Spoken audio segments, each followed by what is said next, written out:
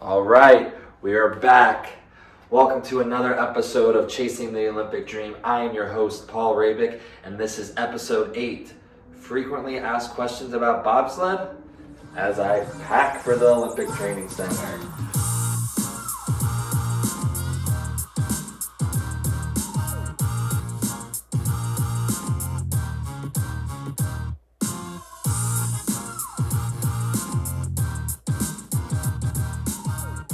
I don't know how I feel about that podcast intro, but we are rolling with it. I head back up to Lake Placid tomorrow for the last World Cup race of the season. I haven't participated in any races because of an injury this past year, and I am not competing in the World Cup race, but I am forerunning it. What that means is that at the beginning of every bobsled race, there are forerunners who go down the track prior to the start of the race. What they're doing is they're testing the timing eyes, making sure everything is up to date and speed and everything's good to go, and there won't be any technical issues during the actual race. So as a forerunner, I get to push and slide on the actual race day in the same conditions so I can see how my start times and down times rank up against all of the other nations, but I'm just not eligible for a medal. It'll be good for me to get back into a sled because I haven't raced this season yet. I actually haven't been down the track since last March. So I'm excited to get back up to the Olympic Training Center, see the doctor who issued my PRP, see the PTs, physical therapists who have helped facilitated my rehabilitation process, see my strength coach who has been writing my programming, getting me back on track, see the actual bobsled coaches, be relevant, show them that I'm making good progress and getting healthy again, and then I'm just excited to get back into the sled and be with my teammates. So packing for a World Cup race. I'm gonna go through all the bobsled gear. I usually get asked a lot of questions about what is the purpose of something.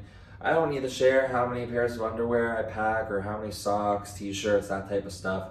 But to go through the gear, you'll learn a lot about the sport. So one of the first things that go in my bag is the helmet. It takes up about a quarter of my suitcase. And looks like I also have gloves in here. But let's see, can I get it out of the bag? All right, helmet. One of the most important pieces of equipment that we have. Why? Because it protects our head. Nice and snug, just how I remember it. But unfortunately, the sport of bobsled is a little dangerous. You always run the risk of crashing when going down the track. You can see some scuff marks here.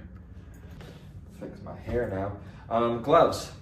You know, these are actually just football gloves to wear to help grip the sled when we are hitting it. This way a hand doesn't slip off, we go flying, miss hit. Also, the inside of a sled isn't the most comfortable thing. We're grabbing onto an ice cold metal frame, and these help our hands not go numb. So I keep all of that in here. And what also needs to go in here are backup gloves and then a mouthpiece. I actually don't think they will let you down the track with that one, and if they do, this is really just so you don't bite your tongue off. I have a bottom mouthpiece airway because I can still breathe with it in. All right, quarter of my suitcase filled already just by the helmet itself. Next, we got our ice spikes. So what are on top of it are our spike covers, because people always ask, how do you run on ice? Well, the answer is this. You have a shoe, On Cloud or Adidas or Sniper. There's not that many brands in the bobsled shoe game, but you have hundreds of little spikes here at the bottom. Some of them are dented and moved, but this gives you traction as you run on the ice. If you were to have your heel touch the ground, you're gonna eat shit. So when walking around, walking up to the finish line, getting back up to the starting dock, these spike covers protect your spikes from dulling out. You know, the sharper they are, the more traction that you'll be able to get on the ice. You don't run the risk of slipping. And you're gonna want ice covers or spike covers at the top of the track to walk around in when you're moving sleds. But then you also want a second pair that I have over there, right there, boom, bingo, to throw in the down bag. The down bag is what goes down to the bottom of the track, so it's waiting for you when you're done with your run. You'll throw snow pants in there, a ski jacket, hat, gloves, spike covers, just anything to help keep you warm, because when you go down the track, you're going down in a very thin speed suit. Not a lot of warmth there. And speaking of speed suits, bam. Last year's speed suit. So, as you can tell, not a lot of warmth here. It's very thin, makes you aerodynamic. And talking about those spikes being sharp, this is where Freddie spiked me last year. I also got spiked down here, talking about some bullet holes. Last year's speed suit, packing this so that I have it. Hopefully I can get this year's speed suit so I can just match the rest of the team. Also, I think the USA gear is always really cool to have. But this is what we wear on race day. And then underneath it, we call a burn vest.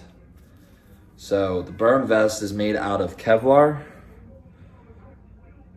There you go, Kevlar Coolmax Lycra. So Kevlar is the same material that motorcyclists will wear to prevent like road rash if they crash, and it's the same reason for us. So we wear this burn vest under our speed suit because if we unfortunately crash, you're sliding on the ice at 90 miles per hour and it gets really hot. Like the ice gets hot, it's burning you. You can feel your skin on fire, like somebody's taking a lighter to it. So what you do is you drive your head and helmet into the ice, trying to get your shoulder off, because the saying is, helmets are cheaper than skin. But sometimes there's unfortunate situations where you can't get your skin off the ice and you just get cooked, you get burned. This will really help protect you. There's people who have not worn burn vests in the past and crashed and they had to get skin grafts. So while you still will get some burn and a rash, this will help protect you drastically.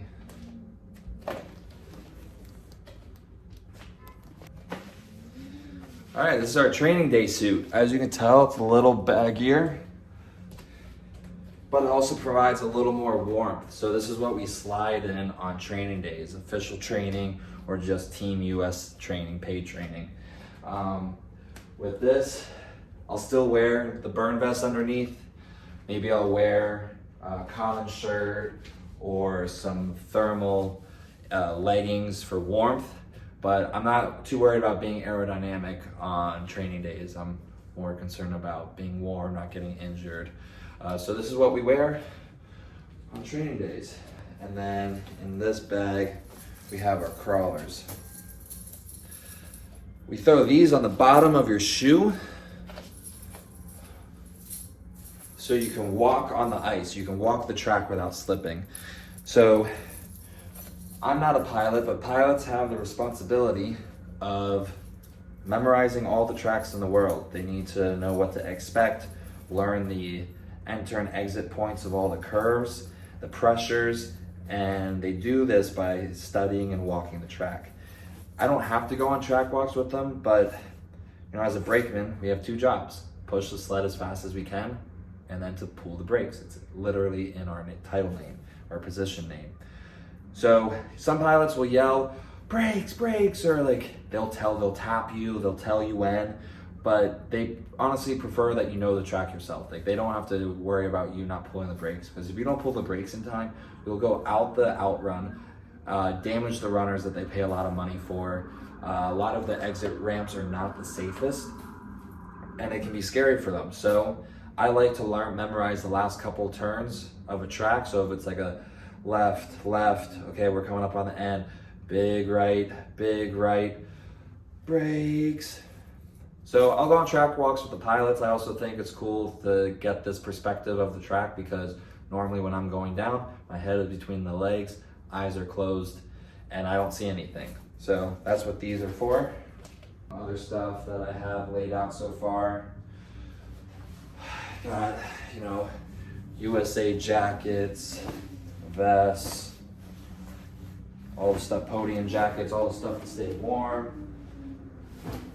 We got the camo snow pants, which is actually part of the US uniform and gear that we got last year with the national team.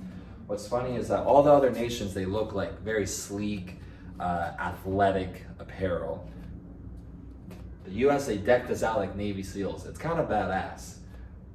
So I'm not mad about it, but people are always shocked by like, why does the US have camo snow pants? Oro is one of our sponsors. It's heated gear. So in here I got heated gloves, heated vests, heated socks. This is for when I'm helping out my teammates move sleds and you're out there in the below freezing temperatures. Obviously, gonna be packing the new PR Performance hats, dad hat, trucker hat, OG black on black. Only have about 4 of these left, completely sold out of the black. So if you're interested, get them while they're hot. And Crocs. I'm not bobsledding in Crocs, these are for the training center. The most important thing that you need to bring. They're easy, they're comfortable, don't hate. This is what you wear around the training center. The 2 worst fitting beanies on planet Earth. I don't know whose head is shaped like this, but it does not fit. Like, how am I supposed to, I guess that is the best way to wear it, but, stupid. Glasses, because it's when you get a sunny day, it's reflective off the snow. And then that takes up so much of my suitcase, I don't even know how I'm supposed to pack normal clothes. But, you know, I bring workout clothes, lounge stuff, bathing suit for the cold plunge, sauna, hot tub, that type of thing, recovery. And that's pretty much it. But I feel like I answered like how we run on ice, what the use of ice spikes are, burn vests, what we wear during competition, our speed suits, the ice walkers. I think I answered a lot of frequently asked questions that I get about bobsled, but if you have something to ask about the sport, my journey, if you're interested in getting into it yourself, like leave me a comment on this video. I'll respond to you directly. Maybe I'll even address it in a future video because if it's a question you have, it might be somebody else's as well. But I'm very excited to get back up to Lake Placid, get back into the scene. The off season starts next month and then it's into year 3 of the quad. So the Olympics are quickly approaching. It's gonna be a competitive field of US athletes this upcoming year. A lot of people are coming back into the mix out of retirement, people who've taken a couple of years off, because World Championships is in Lake Placid next year, February 2025, or March 2025.